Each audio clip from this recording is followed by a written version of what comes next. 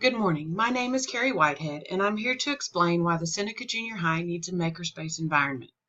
Mark Hatch stated, "Making is fundamental to what it means to be human.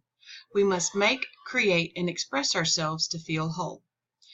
The junior high is an older building. The original building was built in the 1950s, and the new addition was built in 1987. It has been used to house different grade levels. It has been used as the high school, the elementary school, and now the junior high. The junior high currently serves approximately 220 7th and 8th grade students. One of Seneca School District's focus goals is to promote a 21st century school. A makerspace environment at the junior high is one way to help the district achieve this goal. The Seneca School District is a supporter of project-based learning, which challenges the students to grow in 5 main areas: communication, collaboration, critical thinking, creativity, and community engagement. This makerspace environment would promote growth in each of these areas. Project-based learning is one of the foundations of a makerspace. The students learn through projects that can have real-life applications. The Seneca School District also promotes STEM in the schools. A makerspace environment embodies STEM. There are many benefits to a makerspace. One of the biggest benefits is that the students gain a satisfaction of making something with their own hands. I personally know the feeling of pride when I make something that I want, and then I want to show it off. Through making, students foster their problem-solving skills and critical thinking skills. One activity that is primed for this is coding. When the coding doesn't work right, the students must try to figure out why it is not working.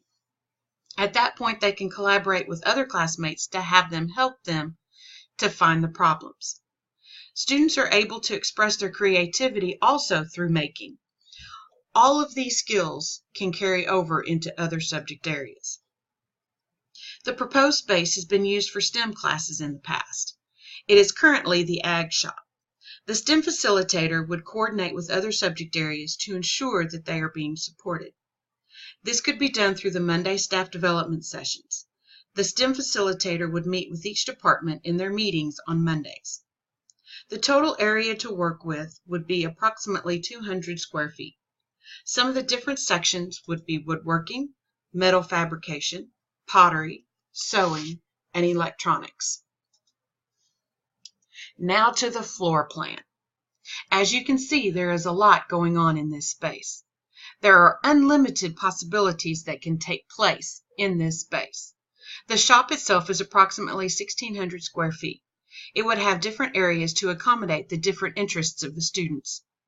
The classroom that is attached to the shop is approximately 400 square feet and would be used as a computer lab and presentation room. The main space is 31.5 by 38 feet.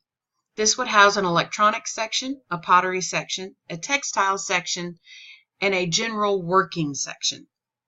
In the electronics section, which is in the middle of the room, students could play with Arduino boards and learn about circuitry and coding. Also in this space, students would learn about robotics and could create their own robots.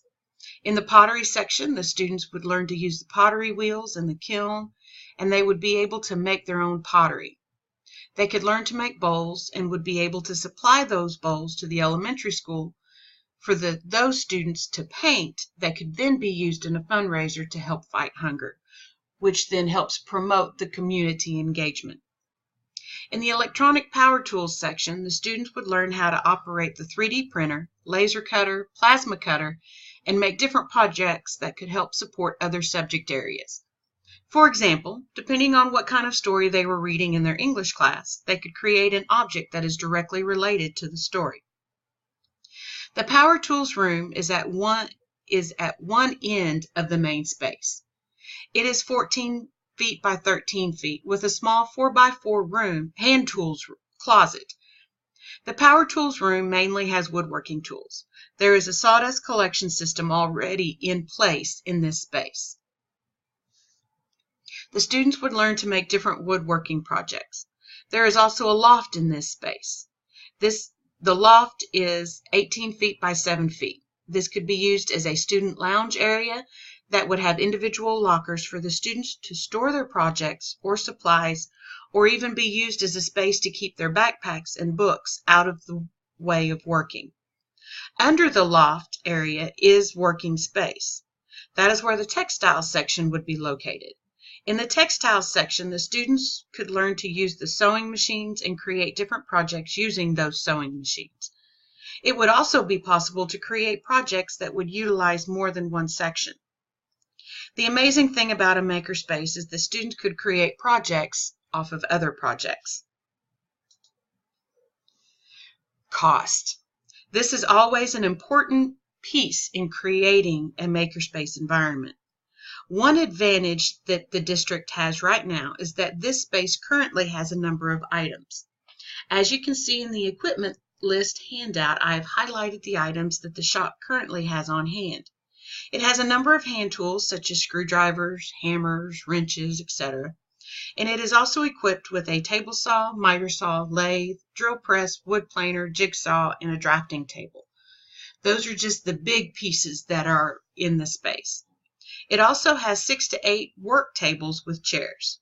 To complete this makerspace, approximately $35,000 worth of equipment is needed.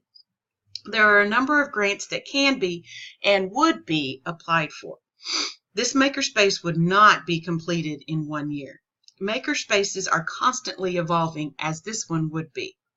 It would take approximately 2 to 3 years to adequately equip this makerspace. There are a couple of different ways that the makerspace can be implemented. One way would be a regularly scheduled class with the STEM facilitator as the leader of the makerspace. The junior high currently has 4 class periods dedicated to STEM, 2 STEM 1 and 2 STEM 2 classes. The STEM facilitator would conduct staff development sessions on some of the Monday staff development days. This would help the teachers understand how the makerspace could help support their subject area. It would also be an ideal way to keep the makerspace in the teacher's mind when planning lessons. The other way that the makerspace could be utilized is through club time. The junior high has time set aside every day for clubs. The students can choose which ones that they attend. The clubs take place during the lunch hour for 30 minutes. When the 7th grade eat, the 8th graders are in clubs, and vice versa. The duration of these clubs are 3 weeks or 15 school days. The first round of clubs were teacher-led. However, beginning with the second rotation, the students led the clubs.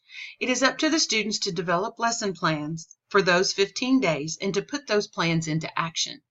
This time frame would be conducive to small projects such as coding, robotics, graphic design, etc. Assessing students in the makerspace can be difficult because of the different projects going on. Rubrics would be a necessity in this situation. Self-reflections would also be a must. To complete the self-reflections, the students would use their maker journals, student project scrapbooks, and the like. The students would reflect on what they gained through the project. If their project turned out as planned, could they have accomplished this in yet a different way? Sometimes projects don't go as planned. The students would reflect on why their project might not have worked. What could they have done differently? Thomas Edison once said, "I have not failed. I've just found 10,000 ways that won't work." Another important aspect of a makerspace is being able to show off the projects. Through the use of different social media such as Facebook and Twitter and even a blog, the district can show off what is going on in their district, which also helps support another one of Seneca's focus goals, which is to improve the Seneca image. And it gives the students the ability to showcase their accomplishments. Another way to promote their projects would be to organize an innovation fair. The students would also be able to participate in fundraising activities by selling their projects or donating their projects to be used in fundraisers such as the elementary fundraiser of helping fight hunger. Thank you for taking the time to listen to my presentation. I hope you will consider putting in a makerspace at the junior high. Let me leave you with another Mark Hatch quote. "The best hope for improving the world is us, and we are responsible for making a better future." Thank you.